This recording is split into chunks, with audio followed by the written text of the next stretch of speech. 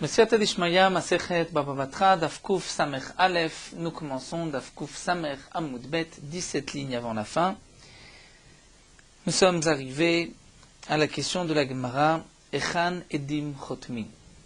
Donc nous avons vu dans le Daf Kuf Samech qu'il y avait deux sortes de shtarot, deux sortes d'actes de prêt, de vente ou de divorce. Ce qu'on appelle le get pashut, et comme nous l'avons vu, get, c'est pas seulement un acte de divorce, mais tout shtar, tout acte, tout papier est appelé get. Il y a le get pashut qui est simple, où on écrit à l'intérieur et on fait signer les témoins en dessous. Et il y a le get mekushar, c'est-à-dire un get qu'on a attaché, plié, cousu et attaché. Comme la Gemara nous avait expliqué, les Chachamim avaient institué pour les gittin, pour les actes du divorce, étant donné que les Kohanim se mettaient en colère contre leurs femmes, divorcées ensuite. Lorsqu'ils changeaient d'avis, c'était trop tard, ils ne pouvaient pas reprendre leur femme, puisqu'un Kohen ne peut pas épouser une divorcée, même si c'est sa propre divorcée. C'est pour cela que les Chachamim ont institué un long get, c'est-à-dire un get qui va être compliqué, qui va être long à rédiger, à terminer, puisqu'on va écrire, plier, coudre, attacher, signer. Et donc, entre-temps, le Kohen peut changer d'avis. À la base, cette takana avait été faite pour les gittin, mais ensuite, la Gemara nous rapporte que même pour les shtarot, pour ne pas qu'il y ait de différence entre un get et un autre shtar, on a institué même pour des shtarot un get mekushar, un shtar mekushar. Nous avons vu hier la chita du Rashbam. D'après le Rashbam, pour le get mekushar, on écrit une ligne, on laisse une ligne vide, et on va ensuite plier une ligne sur la ligne écrite sur la ligne qui est vide, et on va coudre et attacher. D'autres Rishonim ne sont pas d'accord et pensent qu'on va écrire sur toutes les lignes, et malgré tout, on va plier une ligne sur une autre. La Gemara ici se penche sur l'emplacement. Où est-ce que les témoins vont signer? Echan Edim Chotmin, demande la Gemara. Où est-ce que, dans un get mekushar, les témoins vont signer? Ravuna Amar Ben Kesher le Kesher. D'après Ravuna, c'est entre un nœud et un autre. Et nous dit le Rashbam, pour l'instant, on pensait que c'était à l'intérieur. On va signer de l'intérieur. Rabbi Yirmiyah bar Abba Amar Achorei Aktav. Pour Rabbi Yirmiyah bar Abba, on va signer derrière le shtar, c'est-à-dire derrière la partie écrite, on va tourner le shtar et on va signer derrière, et nous verrons dans la Gemara par la suite comment exactement on va signer. Pour Rabbi Yirmiyah bar Abba, nous dit le Rashbam, il n'est pas nécessaire d'écrire comme ce que nous avons l'habitude à la fin du shtar, Akol Sharir Vekayam, c'est-à-dire que tout ce que nous avons écrit est juste et Kayam, étant donné que la signature des témoins qui se trouve au dos de ce qui est écrit est en vérité le kiyum de tout ce qui est marqué. C'est la preuve que tout ce qui a été marqué était effectivement juste. Pour Ravuna, il faut marquer Kol Sharir Vekayam, puisqu'on doit terminer le shtar pour être sûr qu'il n'y a pas eu de rajout. La Gemara continue. Donc Rabbi Yirmiyah bar Abba nous dit Achorei Aktav ou Keneged Aktav Mbachutz. Donc derrière le côté écrit et en face, en correspondance, là où on écrit, derrière, on signe. Amale Rama bar Chama le Rav Frizda. Rama bar Chama pose la question suivante à Rav Frizda. Nous allons d'abord nous pencher sur Ravuna, comprendre l'opinion de Ravuna, et ensuite la Gemara expliquera d'après Rabbi Yirmiyah bar Abba. Pour Ravuna, étant donné que les témoins vont signer Ben Kesher le Kesher entre un nœud et un autre, les Ravuna de Amar Ben Kesher le Kesher, pour Ravuna qui a dit entre un nœud et un autre, Kassal Kadatin ont pensé, Ben Kesher le Kesher Migavei, comme nous l'avons dit au nom du Rashbam, c'est donc la Gemara qui le rapporte ici. Au départ, on pensait que c'était entre un Kesher et un autre, Migavei de l'intérieur. Et donc, demande la Gemara, Veha Aou Mekusha, pourtant il y avait un get Mekushar. Dekata le Kameh de Rabbi, donc Mekushar attaché, qui s'est présenté devant Rabbi, Vama Rabbi a dit, Enzman Beze, je ne vois pas de date marquée sur ce shtar. Donc le shtar devrait être pasoul. Ama le Rabbi Shimon berebi, Rabbi Shimon, le fils de Rabbi, dit à Rabbi, Shema ben Kesharav Mouvla. Peut-être que entre ces ksharim, entre les nœuds, il est Mouvla, il est avalé. C'est-à-dire que peut-être il est entre les nœuds et qu'on ne le voit pas. Effectivement, Playe Vechazi, on a ouvert, on a regardé entre les ksharim et on a vu que la date était marquée. Donc la question de l'Agmaravim est assez vraiment, on va signer aussi entre un kesher et un autre. Et donc cette signature ne peut pas se voir de l'extérieur. L'Agmara aurait dû poser la question Enzman Beze Venedim Bazé, c'est-à-dire que Rabbi aurait dû dire il n'y a pas de Zman, il n'y a pas non plus de témoin. Donc cela veut dire qu'en vérité, Rabbi a vu les témoins, mais il n'a pas vu le Zman. Si vraiment les témoins sont aussi entre un kesher et un autre de l'intérieur, il aurait dû dire, s'exclamer, je n'ai pas vu ni l'un ni l'autre, ni le Zman ni l'Edim. Amarle, et donc, là c'est Rafrizda qui répond, Aramé Bachama, Misavata ben kesher le kesher migevae, tu as compris toi, entre un nœud et un autre migevae de l'intérieur. Et donc tu te poses la question pourquoi Rabbi s'est étonné sur la date qu'il ne voyait pas, mais pas sur les signatures des témoins. En vérité, l'eau. Ben kesher le kesher mi iberae. C'est ben kesher le kesher mi iberae, c'est-à-dire de l'extérieur, et la signature est visible entre les, je veux dire, les fentes des ksharim, dit le Rashbam, entre, puisque le shtar était plié, entre un kesher et un autre, et le Rashbam nous renvoie à la Mishnah, ou comme nous l'avons vu dans le premier hamoud de Daf Kuf Samach, nous avons même un dessin sur le côté où nous voyons qu'il est plié, et comme avait dit le Rashbam, il était plié de cette manière qu'il y avait entre un pli et un autre qu'en keset à sofer, c'est-à-dire la largeur de la plume, là où les témoins signaient. Donc c'est ce que la Gemara répond, les témoins signaient donc entre les kfalim, donc entre les côtés qui étaient pliés, où on avait attaché, on signait à cet endroit-là. Donc on pouvait voir la signature de l'extérieur, c'est ainsi que le Rashbam nous explique. La Gemara continue, Venicho shedinma zayef vekatav. On pourrait craindre que peut-être celui qui détient ce shtar, qui nous apporte ce shtar, pourrait peut-être Zaïef, c'est-à-dire falsifier, Vekatav et écrire Maïdebae, il pourrait écrire ce qu'il veut. À la fin du shtar, Mekouchar, étant donné que les témoins signent en haut du shtar, c'est-à-dire entre les nœuds, donc puisque les témoins n'ont pas signé à la fin du shtar, celui qui détient le shtar peut en vérité rajouter ce qu'il veut. Donc l'Agma nous dit Venichosh dilma zayev vekatav maïdebae vechatime saade. Peut-être que lui peut être mezayev, falsifié, écrire ce qu'il veut, et les témoins ont signé. L'Agma répond d'irtiv besharir vekayam. C'est-à-dire, pour Ravuna, étant donné qu'on va signer donc de l'extérieur, c'est-à-dire entre un nœud et un autre, on va écrire sharir vekayam, c'est-à-dire qu'à la fin du shtar, on termine sharir vekayam. Tout ceci, tout ce que nous avons écrit, est donc maintenu, et ensuite, on ne peut rien rajouter. Alors la Gemara continue, Venichosh, Dilma katav maïdebahe. Peut-être qu'il va ensuite écrire ce qu'il veut, et il va rajouter ensuite, va d'actif sharir vekayam une deuxième fois.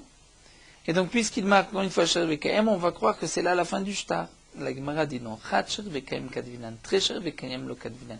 On n'écrit pas deux fois sharir vekayam, une seule fois on écrit. La Gemara continue, Velichosh, Dilma machikle le sharir vekayam.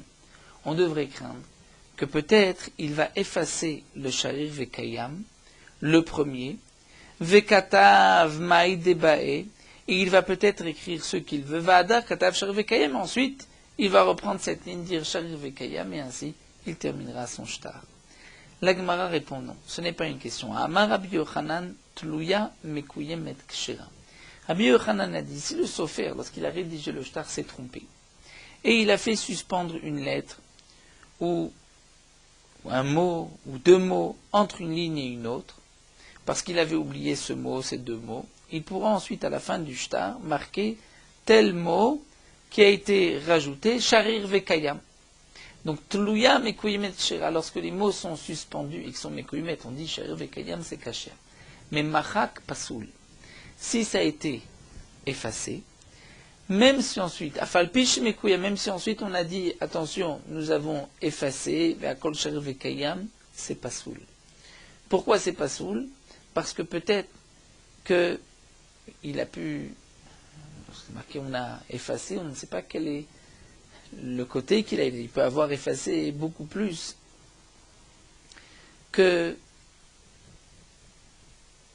ce qu'en vérité on avait effacé au départ, et donc il y a un recherche que peut-être il a été falsifié. Velo amrou machak pasoul, ela bimkom sharir vekayam ou kshiur sharir vekayam.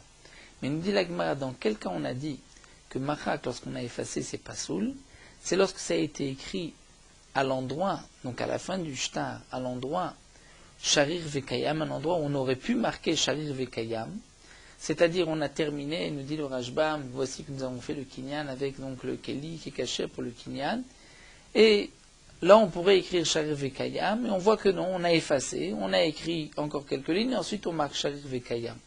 Là, dans ce cas-là, si on a effacé à un endroit où on aurait pu marquer Sharir Vekayam, et aussi que Shiur Sharir Vekayam, l'équivalent du Shiur de Sharir Vekayam, là c'est pas soul. Pourquoi? Parce qu'on craint qu'au départ, Sharir Vekayam était marqué, donc le shtar s'était arrêté ici, mais qu'ensuite il a effacé pour reprendre quelques lignes, et donc ensuite il reprend et dit, et j'ai effacé, mais c'est qu'il a en vérité falsifié, ce n'est pas une preuve que le shtar était caché. Mais bien sûr, dès le Rashbam, que si c'est au milieu, là il n'y a aucune crainte, étant donné qu'au milieu, on voit que c'est bien avant le mot Sharir Vekayam que ça a été effacé, changé. Donc si, lorsqu'on marque Sharir Vekayam, on dit mais nous avons effacé, là dans ce cas-là, c'est caché.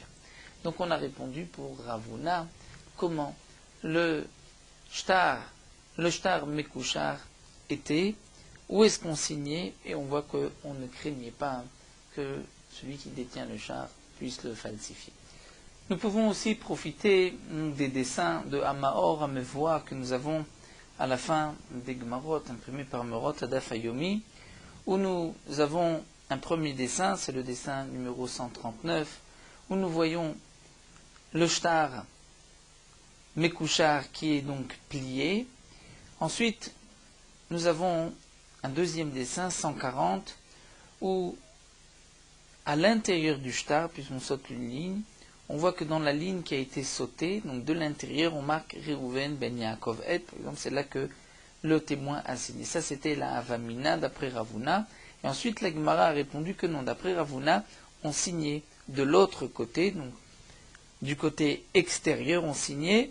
Et là, nous voyons donc entre les plis, les noms des témoins ont été signés. Ça, c'est donc la Shita de Ravuna. On poursuit avec Rabbi Yirmiya Baraba. La Gemara nous dit Rabbi Yirmiya Baraba. Et pour Rabbi Yirmiya Baraba, Damar Achore Aktav ou Keneged Aktav Mibachutz.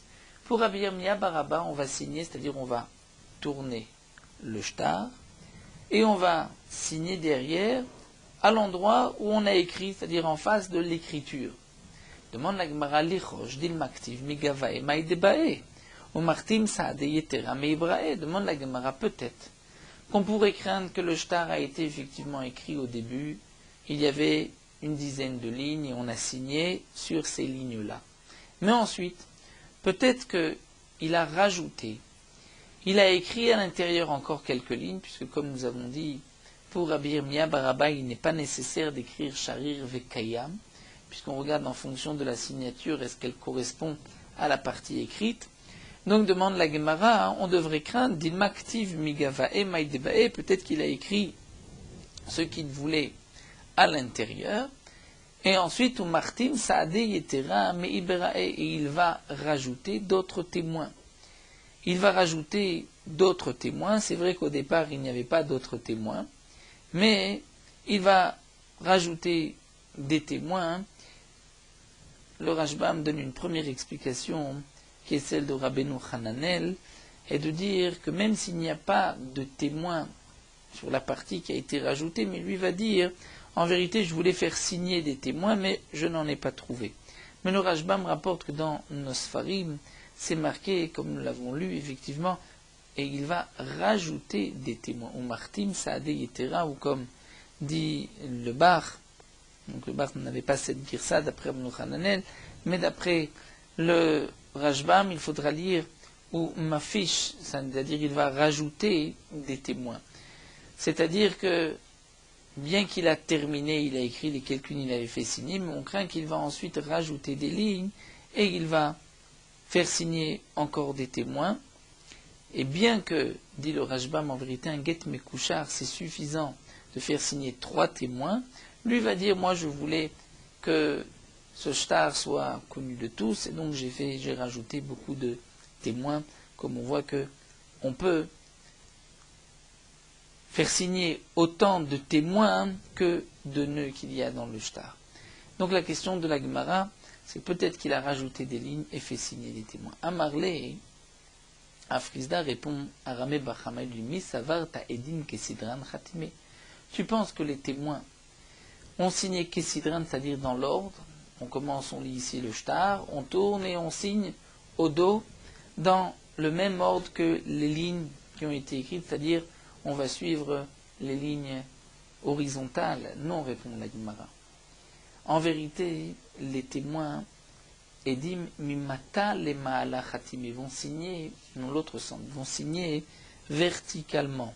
C'est-à-dire si le shtar a été écrit dans les lignes horizontales, de l'autre côté on va signer dans les lignes verticales, c'est-à-dire on peut dire dans la longueur, la largeur du shtar. Et donc, les témoins ont signé sur toute la partie écrite. Si on a écrit 10 lignes, les témoins vont signer de la fin de la 10e ligne, vont remonter vers le haut. Et là aussi, nous avons donc les dessins 142 et 143, où le dessin 143 nous montre comment donc on a signé verticalement pour être sûr qu'on ne rajoute rien en dessous. La Gemara continue et demande Velichosh. On pourrait quand même craindre. Encore, nous avons un petit souci, un petit problème. Dilma, metar meya reute beshita chrona. Peut-être qu'en vérité, celui qui détient le shtar aujourd'hui va voir que la dernière ligne lui pose problème. Puisque la dernière ligne lui pose problème, le Rashba nous dit par exemple il y avait une condition où c'était marqué qu'il va rembourser telle ou telle date. Et celui qui détient le shtar ne veut pas cette dernière ligne. Il risque, demande l'agma vegaizle le shitachona, il risque de couper la dernière ligne. C'est vrai qu'en coupant la dernière ligne, il va couper une partie du nom des témoins. Si Réhouven, nous avons ici Réhouven ben Yaakov a signé, on signe Réhouven ben Yaakov Ed. Donc si lui a signé verticalement, donc il a commencé du bas, peut-être que le Baal Ashtar a coupé la dernière ligne, ou risque de couper la dernière ligne. C'est vrai qu'il va enlever Réhouven. Je n'aurai que Ben Yaakov Ed. Mais comme nous allons le voir, Ben Yaakov, fils du Yaakov Ed, c'est suffisant. Donc nous dit la Gemara, peut-être qu'il va enlever la dernière Vigazle Réhouven Be'adé. C'est vrai qu'il va enlever le nom de Réhouven qui a été signé en bas. Mais, ou mit kacher Ben Yaakov Ed, le shtar sera kacher parce qu'il a laissé Ben Yaakov Ed. Comme on le voit d'Itnan. Ben Ishpluni Ed kacher, si un homme a signé, il n'a pas marqué son nom, mais il a marqué fils de un tel témoin, kacher. Si on reconnaît sa signature, c'est kacher. La Gemara répond, d'Irtiv, on parle ici dans le cas où il a écrit Réhouven ben Bechad Dara, c'est-à-dire, il a écrit Réhouven, fils, dans la même ligne, c'est-à-dire par derrière, si on regarde, c'est sur la même ligne, c'est-à-dire qu'il a écrit Réhouven, puisque de l'autre côté, comme nous l'avons expliqué, il va écrire verticalement, donc il a écrit Réhouven, et en dessous Réhouven, il a marqué Ed. Et par-dessus, il marque Yaakov Ed. Donc il a voulu marquer Réhouven ben Yaakov Ed, et il a marqué Réhouven et ben en dessous de Réhouven sur la même ligne lorsqu'on regarde les lignes horizontales. Comme nous l'avons dans le dessin 144, où c'est marqué Réhouven ben, et par-dessus Yaakov Ed. Et donc, s'il a coupé, ou si on craint qu'il va couper par la suite la dernière ligne, il va enlever et Réhouven et ben, il ne restera que Yaakov Ed, ce n'est pas suffisant. Donc nous dit la Gemara, Irtiv Reuven ben Bechadarav, Yaakov et Dilave, Yaakov est de par-dessus, et donc s'il coupe, il va enlever et le Reuven et le Ed, il ne restera que Yaakov. La Gemara dit, Vilchosh dit Magaïzle le Reuven ben, ou Mitkashab Yaakov et. La Gemara, peut-être que malgré tout, il va couper la dernière ligne, il va enlever Reuven et Ben, et il va laisser juste Yaakov Ed. Et Yaakov Ed, c'est Kacher, dit-nan, comme c'est marqué dans la Mishnah. Ish Ploni Ed Kacher. Lorsqu'un homme marque Ish Ploni un tel témoin, il ne marque pas le nom de son père, il est le shtar et kacher. Donc peut-être que lorsque on permet aujourd'hui d'écrire Reuven ben Yaakov de cette manière, on craint que peut-être il va écrire Reuven ben, ensuite Yaakov Ed, et il risque de couper la dernière ligne, il restera Yaakov Ed. Et Yaakov Ed, c'est kacher, puisque c'est peut-être son nom, c'est peut-être Yaakov qui a signé. Alors la Gemara nous dit l'octive Ed. On parle dans le cas où ce n'est pas marqué Ed. C'est-à-dire c'est marqué Reuven ben Yaakov, et s'il coupe Reuven ben, il restera Yaakov, et Yaakov c'est sûr que ce n'est pas bon, si ce n'est pas marqué Reuven ben Yaakov, ou Yaakov ben, ou si ce n'est pas marqué Yaakov Ed, où on marque le nom de son père, ou on marque Ed. La Gemara continue, ou bien on peut te répondre, le Olam de Katav Ed, on parle dans le cas où il a marqué Ed, seulement dit Yadinanba, Deha Khatimat Yada, Hatimot Yada, Lav de Yaakov. Nous avons l'habitude, nous avons que cet homme-là ne signe pas, il n'y a personne qui s'appelle Yaakov. Donc lorsqu'il va marquer Reuven Ben sur la même ligne, c'est-à-dire la même ligne, il écrit en vérité, parce qu'il a renversé, il écrit en dessous, mais lorsqu'on regarde sur une ligne horizontale, c'est sur la même ligne. Donc, je crains qu'il va peut-être couper la dernière ligne, dit l'Agma, même s'il coupe, il restera Yaakov, même si c'est marqué Yaakov Ed, on parle dans le cas où nous savons qu'il n'y a personne qui s'appelle Yaakov. Yaakov, c'est vrai que c'est un nom qui est assez commun, mais prenons un nom que nous sommes sûrs que dans tout ce famille, il n'y avait pas de Yaakov, donc on ne craint pas qu'il va marquer, qu'il risque de couper pour laisser juste Yaakov Ed. L'Agma continue, Vidilma Bishmede Avoachatam. Peut-être qu'en vérité, c'est Reuven qui a signé, mais il a signé par le nom de Yaakov. Et c'était le minag à l'époque de signer avec le nom de son père. La Gemara dit non. Un homme ne va pas laisser son nom pour ne marquer que le nom de son père. Il peut marquer Reuven ben Yaakov, il ne va pas marquer que le nom de son père. La Gemara continue, Vidilma Simana be'almaho deshavé. Peut-être que si on reprend, si un homme a écrit Reuven ben Yaakov Ed, on craint qu'il va peut-être couper la dernière ligne, et si ensuite je vois Yaakov Ed, je vais dire c'était juste un siman, c'était juste un signe. Un signe, c'est-à-dire, c'est vrai qu'il n'y avait personne qui s'appelait Yaakov, mais peut-être que c'était son signe. Il avait un siman, les gens savaient que lorsqu'il écrit Yaakov, c'est en vérité ce Reuven qui signe. Comme on voit des Harav, Tsayer Kavaré. Rav avait l'habitude de signer. Lorsqu'il signait la forme d'un poisson. Donc les gens savaient que le poisson, c'est la signature de Rav. Donc peut-être que cet homme, même s'il ne s'appelait pas Yaakov, il avait l'habitude de signer, de mettre ses lettres, comme on voit que Rav signait avec le dessin d'un poisson. Apranena Tsayer Haruta, Apranena lui dessinait des feuilles des branches de palmier. Et Rav Rizda lui signait avec un samar. C'est-à-dire juste un samar, puisqu'il y avait dans son nom aussi un samar. Raboshia signé avec un aïn, dans son nom il y avait un aïn. Et Rabba Bravuna, Makuta, Rabba Bravuna lui avait l'habitude de signer avec un dessin le mât d'un bateau. Donc peut-être que c'était comme Siman, Yaakov, ce n'était pas son nom, c'était juste un Siman. Même si c'est vrai que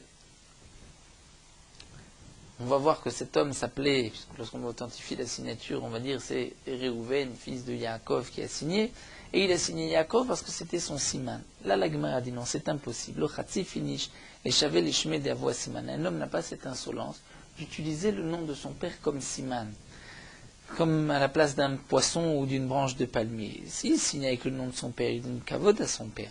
Mais d'utiliser le nom de son père comme siman, ça, un homme ne le fait pas. Donc, lorsque Reuven ben Yaakov Ed a signé, je n'ai pas de crainte que peut-être il aurait, ensuite lui qui détient le shtar aurait peut-être coupé la dernière ligne. On rapporte que sur la tombe du Maharam Padova, on a retrouvé un chat qui était sur sa tombe. Un chat dessiné sur sa tombe. Khamim qui s'est trouvé en Italie sont étonnés, pensaient que peut-être c'était un rajout ou un acte de vandalisme. Mais ensuite, les Khamim ont vu que de notre Gemara, peut-être que le Maram Padava avait l'habitude de signer avec un chat, de faire un dessin d'un chat, qui était ensuite gardé comme le nom de la famille. Et donc c'est pour cela que sur sa tombe, on avait aussi dessiné comme si de reconnaissance un chat. La Gemara continue et nous dit Marzoutra Amar Lama Lecha Kulehai Kol Mekushar Shen Edav Kalin Beshita Achat Pasul. Marzoutra répond simplement et dit en vérité, la question ne se pose même pas. Pourquoi? Parce que tout get Mekushar, tout shtar Mekushar, où les noms des témoins ne commencent pas au même endroit, au même niveau, et ne se terminent pas au même niveau, le shtar est pasoul. Et donc nous explique le Rashbam que Marzoutra vient nous dire que toutes les réponses que nous avons ici rapportées au nom de Rabbi Yirmiyah bar Abba sont des réponses de Dochak, de dire que c'est ainsi qu'on a signé, qu'on risque ensuite de couper, que peut-être les témoins, il a signé en haut, Yaakov, donc on cherche toutes les réponses pour dire qu'il n'a pas coupé. En vérité, dit Rabbi Yirmiyah, la question ne se pose pas. Pourquoi? Parce que c'est vrai que les témoins doivent signer,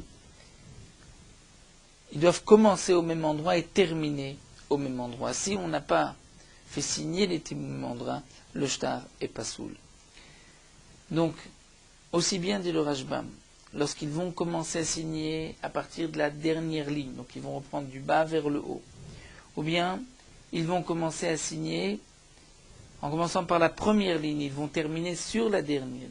On ne peut rien rajouter sur le shtar, puisque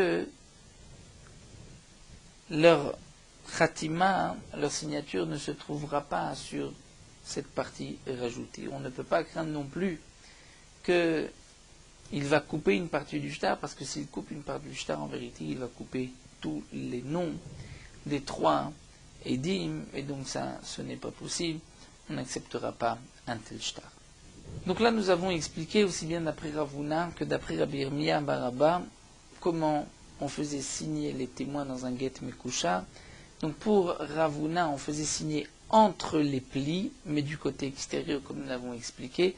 Et pour Rabbi Yirmiyah bar Abba, on tournait le shtar, et ensuite on commençait à faire signer les témoins, les trois au même niveau, si on commençait du bas vers le haut, du haut vers le bas, et on devait faire signer les témoins, et signer sur toute la largeur du shtar, la longueur du shtar, tout ce qui a été marqué de l'autre côté, donc ainsi on ne craint pas que des lignes puissent être rajoutées. Alors nous terminons avec Meorot Halacha, Daf Kuf Samach Aleph. De la même manière qu'au moment de la lecture de la Torah, il est interdit de s'interrompre par une parole, de même au moment de la Haftara, il est interdit de s'interrompre. C'est une mitzvah sur celui qui dit des brachot, de dire des brachot à voix haute, afin que toute la communauté puisse entendre des brachot et répondre Amen. Au moment où on dit les brachot de la Torah et les brachot de la Haftara, ceux qui écoutent doivent se concentrer d'écouter les brachot de répondre Amen, parce que lorsque on répond Amen sur ces brachot, c'est comme si nous-mêmes nous avons dit la bracha, et ainsi on peut compléter le nombre des 100 brachot qu'un homme doit dire tous les jours.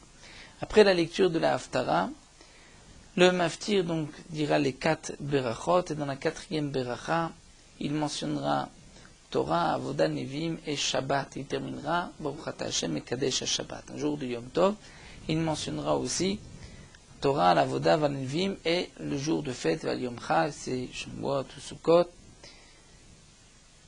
Les Sfaradim ont l'habitude aussi de rajouter donc Val Yom Chag Sukkot, Val Yom Tov, Mikra Kodesh aussi. Et on termine Baruch Ata Hashem et Kadesh Israël Vazmanim. Lorsqu'un Yom Tov tombe Shabbat, on mentionnera et Shabbat et Yom Tov, Val Yom Shabbat Azeh, Val Yom Chag de telle fête, et on termine Baruch Ata Hashem et Kadesh Shabbat et Israël Vazmanim.